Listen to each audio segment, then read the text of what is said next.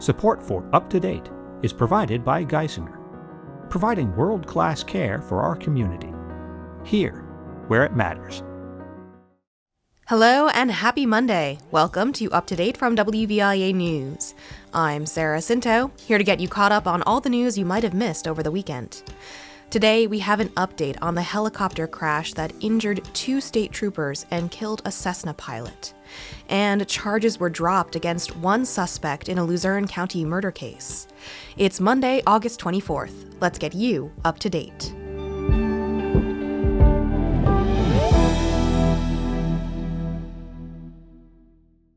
We'll start with that crash update.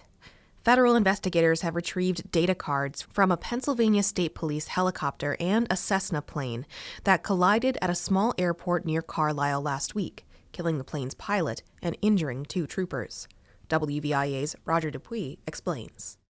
Aaron McCarter, investigator in charge with the National Transportation Safety Board, spoke about the crash probe during a media briefing Friday morning. According to the Associated Press, McCarter said the data cards from both aircraft were recovered intact, which he called, quote, very good news from a data standpoint. The cards will be reviewed over the weekend as investigators try to determine why the Cessna clipped the helicopter Wednesday night, McCarter said.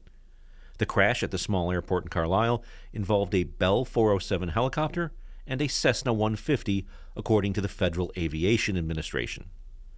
Officials have said the Cessna was attempting to land when it veered to the side and collided with the rear of the police helicopter, which was hovering above a grassy area beside the runway as part of a training exercise. McCarter on Friday said the helicopter was about 30 to 50 feet away from the runway. He said as the Cessna approached, it appeared to be out of control. The Cessna pilot was identified as Paul William Sokolowski, 57, of Hershey. Our news-gathering partners at Fox 56 report that he was a 1987 graduate of Shamokin Area High School and went on to become an emergency medicine physician. The helicopter pilots were Corporal Bryce Corman and Trooper Jason Mills. Corman has been released from an area hospital, while Mills was still recovering Thursday. Mills, who is from Moosic, previously served as a Dunmore-based fire marshal who investigated fires and suspected arsons throughout northeast Pennsylvania. Roger Dupuis, WVIA News. Thanks, Roger. Find more on this at WVIA.org. In Luzerne County now, a man accused of helping to murder a prominent Luzerne County businessman 15 years ago was set free on Friday. As WVIA's Boris Krauchenyuk reports, prosecutors dropped charges against Thomas Hunter in the Jonathan Ballister murder case, but Ballister's cousin is still facing trial. In a move they refused to explain in detail, Luzerne County prosecutors dropped criminal homicide and conspiracy charges Friday against Thomas Hunter. Hunter was charged with helping Frederick Ballister kill his cousin Jonathan Ballister 15 years ago. Both Ballisters co-owned Ballister Optical, which made eyeglass lenses. Police say Frederick Ballister killed his cousin because Jonathan controlled the company and repeatedly rejected lucrative sales offers for it.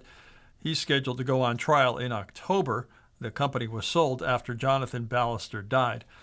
Hunter testified for prosecutors in July and helped them beat back Frederick's try to dismiss the charges. He looked relieved in court Friday when the charges were dismissed, but wouldn't comment afterward. In a text, District Attorney Sam Sanguadolci said he decided to drop the charges against Hunter because of new information uncovered since he was arrested.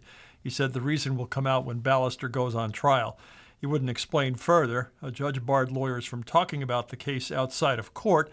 Ballister's lawyer said he couldn't comment for the same reason. Reporting from Wilkes-Barre, I'm Boris Krauchenyuk, WVIA News. Thanks, Boris. Stay with us. There's more up to date after this break.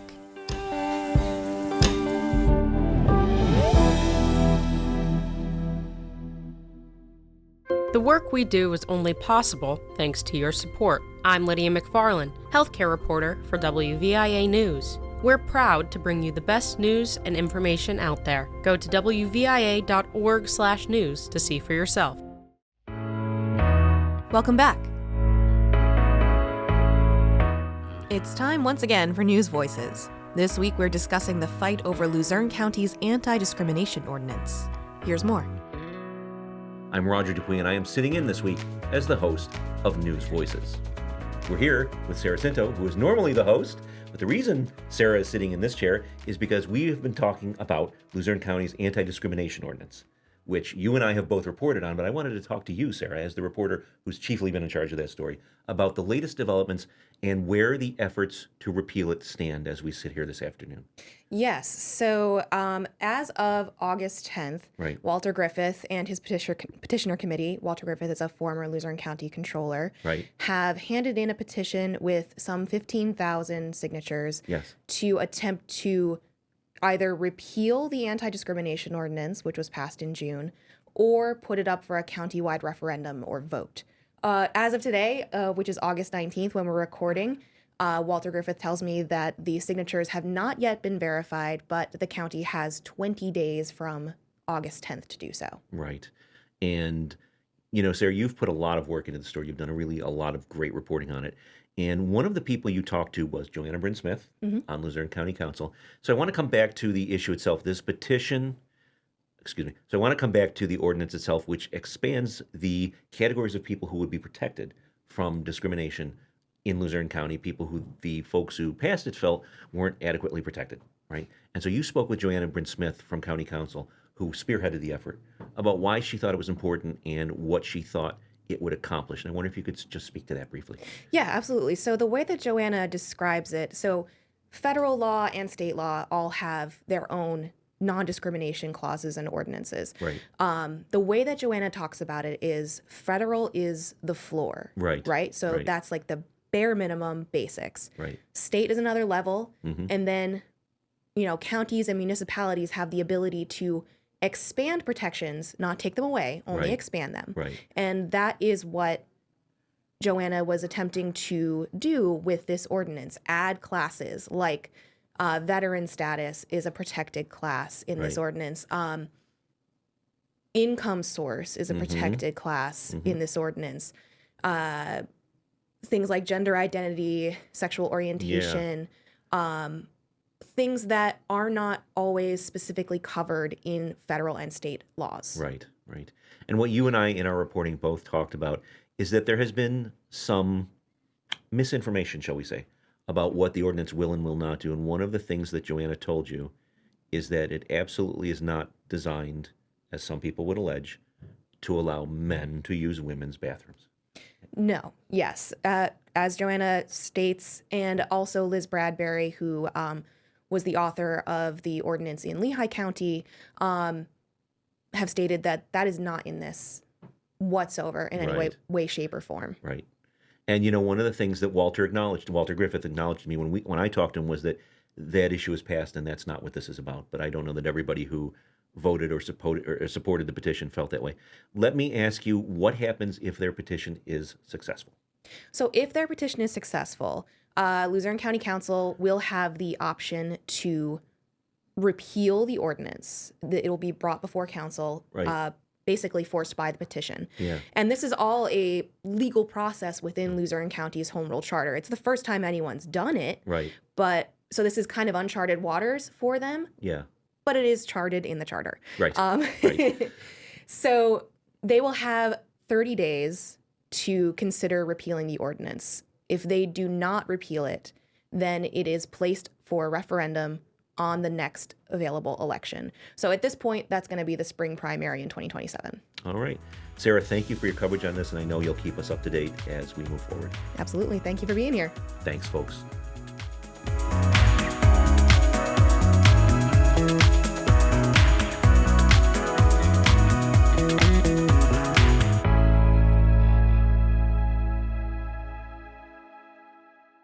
All right, one last thing for the day. Let's take a look back at This Week in History with WVIA's Julie Sidoni. This Week in History, a brief look at some of the biggest happenings here at home and around the world, August 24th through the 30th. 1963, this week in Schuylkill County, rescuers use a new technique to free 2 coal miners who'd been trapped for nearly 2 weeks in Shepton. A third miner is lost. Also that same year this week, Martin Luther King delivers his famous I Have a Dream speech to a huge crowd gathered in Washington, D.C. for a march. In 1967, this is the week Thurgood Marshall becomes the first African American to be confirmed as a Supreme Court justice. He'd remain on the high court for 24 years. And this week in 2005, Hurricane Katrina makes landfall near New Orleans as a Category 4 storm. Levees and flood walls give way, creating what comes to be known as one of the worst natural disasters in U.S. history. That's This Week in History. I'm Julie Sidoni, WVIA News.